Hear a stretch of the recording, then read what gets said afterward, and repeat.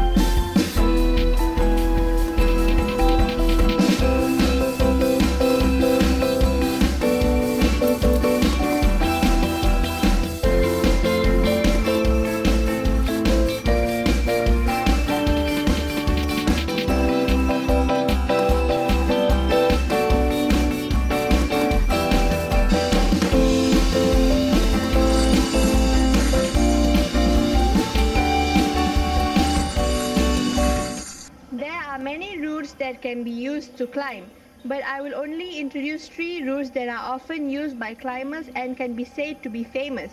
I label the route as a route 1, 2 and 3.